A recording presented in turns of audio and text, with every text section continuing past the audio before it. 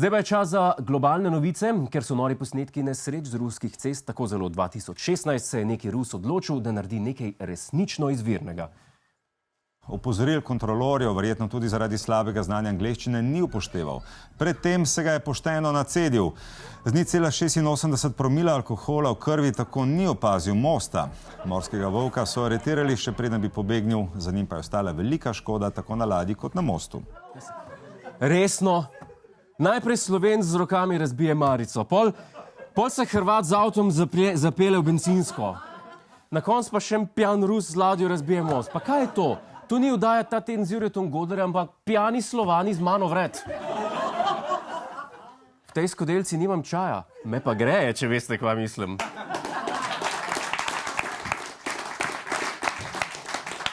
Nadaljujemo s črno kroniko. V 65. letu starosti je umrl izraelski milijarder in trgovec z diamanti Ehud Arjelaniado. Zato imamo vaje, da jaz pravilno zgovorim to. In sicer med operacijo povečave penisa. Zgleda, da je gospod popolnoma narobe razumel, ko so mu ženske povedale, da jih zanima samo velikost njegovega premoženja. Če vas zanima, kako sem sploh prišel do te novice, tako da sem googlil povečanje penisa. Zdaj pa od dragih diamantov pa k dragim slikam. Francoski muzej Louvre namreč prodaja pred kratkim najdeno sliko italijanskega slikarja Caravaggia, za katero pa si poznavalci niso enotni, ali prikazuje Alenko Bratušek, če jo za 5 minut pustiš samo z Cerarjem, ali pa ženo poslanca Darija Krajčiča, potem ko je po kraji sendviča prišel domov in vprašal, kaj bo za kosilo. Zdaj,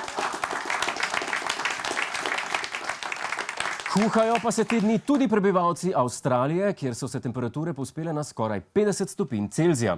Bolj vroče kot v Avstraliji je trenutno samo na stolih Šarčevega kabineta in na postovanjih na Ptuju. Kaj moremo? Sami smo si krivi za globalno segrevanje, oziroma z besedami Filipa Frisarja.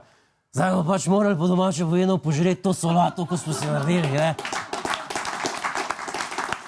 Za konec oddaje pa smo po 27. členu medijskega zakonika dolžni predvajati še izjavo tedna. Zaradi konoplje ni še nobeden umrl. Je razen tisto, ko mu je bala na glavo padla s kamiona. To je naš YouTube kanal. Klikni na ta gumb in se naroči, da boš na tekočem. Polajkaj nas tudi na Facebooku in na Twitterju. Pa po pameti!